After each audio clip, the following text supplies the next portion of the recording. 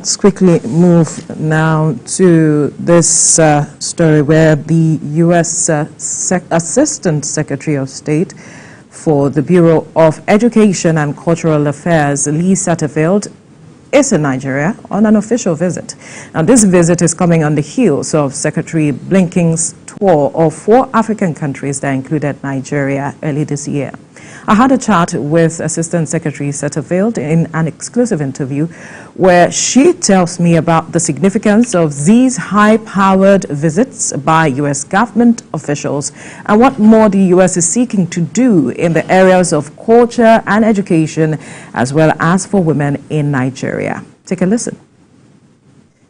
All right, okay, thank you for joining us for this special feature on TVC News. I'm Veronica Dan Ikoy. Today we have an exclusive interview with the U.S. Assistant Secretary of State for the Bureau of Educational and Cultural Affairs, Lee Satterfield. She will be speaking with us.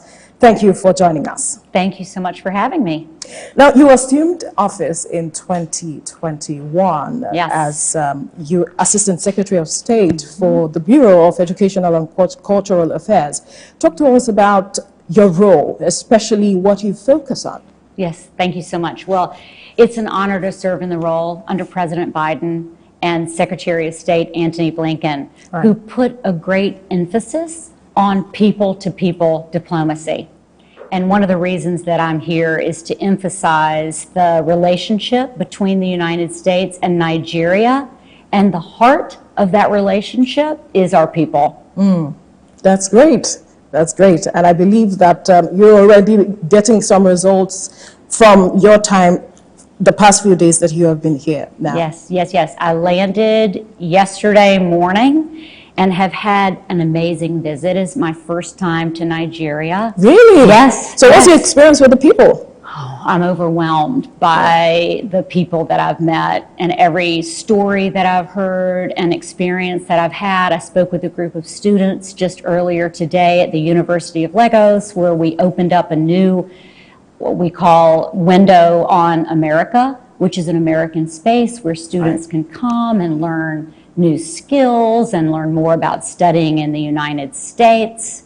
I'm here to announce a couple new programs in the creative industry, which we can talk about in a minute. But I think generally I'll just say that there's a warmth to the people here, and I'm drawn to every story that I've heard and every individual that I've met. It's been a beautiful experience so far.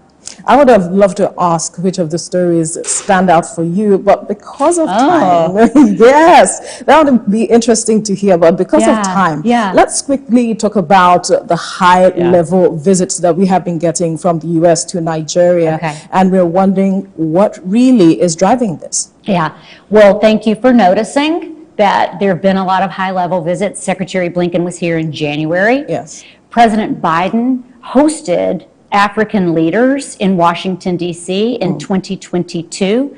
And out of both of those visits, we had conversations with people in on the continent of Africa and in the United States to think about ways that we might explore and expand education and culture programs. And so out of those high-level visits, we've come up with these opportunities that I'm here to highlight. And we have had, I think, almost 17 cabinet level officials visit Nigeria.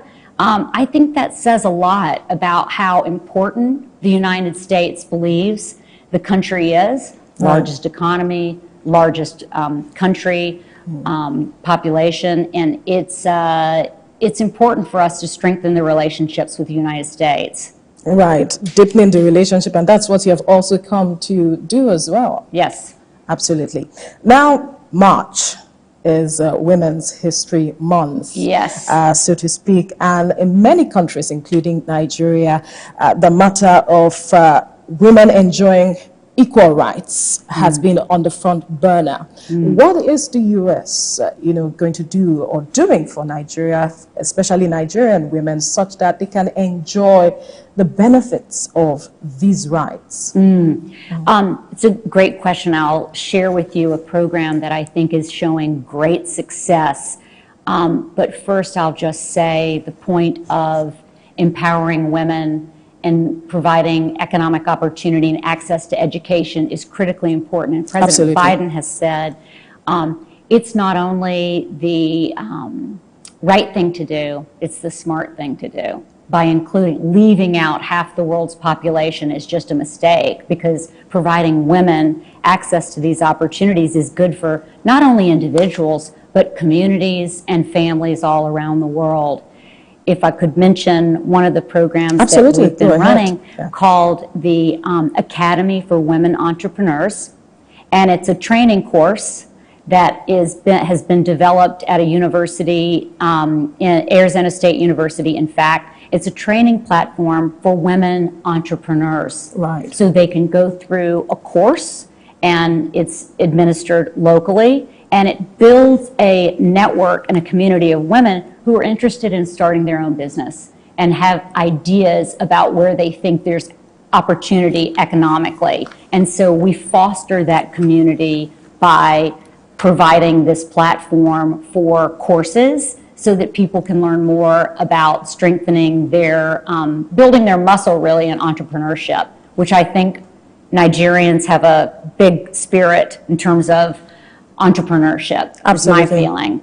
Absolutely. Yeah. Nigerians are very good when it comes to entrepreneurship, and they've been doing very well with regards to that. But aside entrepreneurship, what else is the U.S. looking at?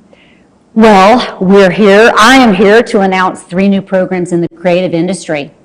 Right. And we're seeing more and more in the United States, there's a great interest in African culture, from Afrobeats to Nollywood. I like to say we're going to bridge Hollywood and Nollywood to share resources so that we can build up and bolster a creative economy. So we're announcing 3 new programs. One in television. We're going to select writers, TV producers to come to the United States. Really? Isn't this cool? To be mentored by American writers and producers at USC, the University of Southern California, the Cinematic Arts, which is just an amazing program and just produces incredible talent. So we're going to bring writers from Nigeria to come to the United States, be mentored by American writers and producers, and help them establish television shows. So we'll see them through production, through the different phases of the creative process, and then create shows. That's 1. 2, we're going to launch a music program.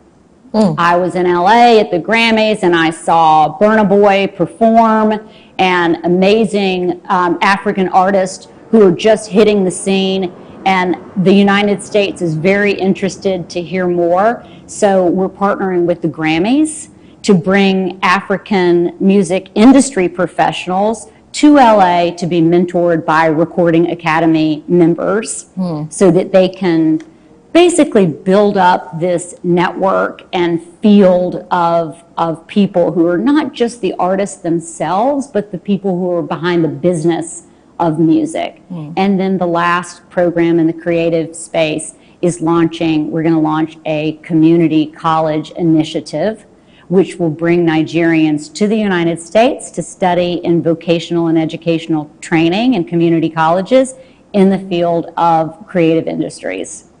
Beautiful. Fantastic. I'm very excited about it. I am too. Although I'm not a musician, but I wish I'm one right now to take advantage of all of these opportunities that you have reeled out. But which is your favorite Nigerian musician? Terrible. I mean, I just saw Burna Boy, and I thought he was incredible. To be able to see him perform live was beautiful. Beautiful. Right. So let's quickly move to another matter, talking about U.S. Supporting the protection and preservation of cultural heritage across Nigeria through initiatives such as U.S. Ambassador Fund for Cultural Preservation. Why is the U.S. government passionate about preserving cultural heritage in Nigeria and around the world? It's a good question. And really it boils down to protection and respect for individual culture and the story of people that you learn and know about through culture. We want to help preserve that culture of Nigeria. We've invested over $1.3 million over the past decade in protecting and helping to digitize with museums so that there's a record of important artifacts, and also stop the illicit trafficking of items that happens all over the world. We have a cultural property agreement with Nigeria that we signed recently, and we don't have that many in the world. We have about 30. We're trying to build and do more. That cultural property agreement allows the United States to bring the whole of government approach to stopping trafficked items coming into the United States. So we're able to work more cooperatively within the United States and directly with Nigerian officials to return items when they're stolen, to stop it from happening to begin with. Right.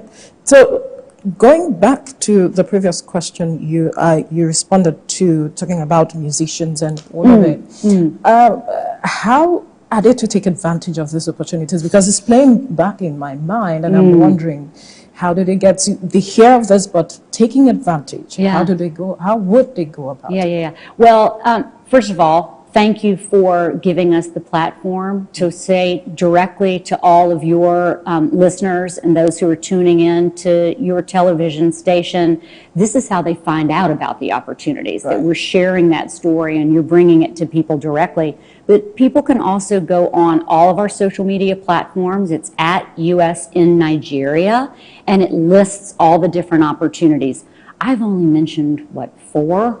But there are dozens of opportunities to study in the United States. There's scholarships to come and study in the United States. We want to bring more people together through education, the arts, film, television, and music. Absolutely.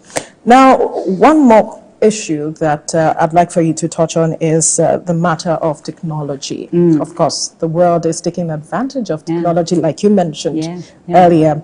And we hear that you are a big advocate of collaborations between the US and Nigeria. Yes. So in what ways is the US government supporting Nigeria's burgeoning tech industry? Because that is one key aspect that the president is looking into. Well, first I'll just point out our American private sector in the investment that we see US companies making in Nigeria. Google, Meta, Microsoft, all coming here to invest in Nigeria. I think that says a lot about the country. And it's an important area of collaboration. The field is changing so rapidly with AI and all the various, we're just all struggling to keep up. We've got to figure out how to work together to use technology as a force for good. And I think we'll be able to do that together. Right. Now, talk to us how strategic a partner Nigeria is to the US in all of this education, culture that you have mentioned or spoken about. It is incredibly strategically important. Geopolitical force, Nigeria.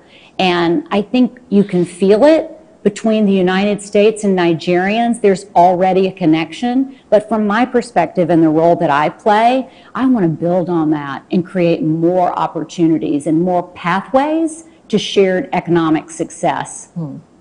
Great.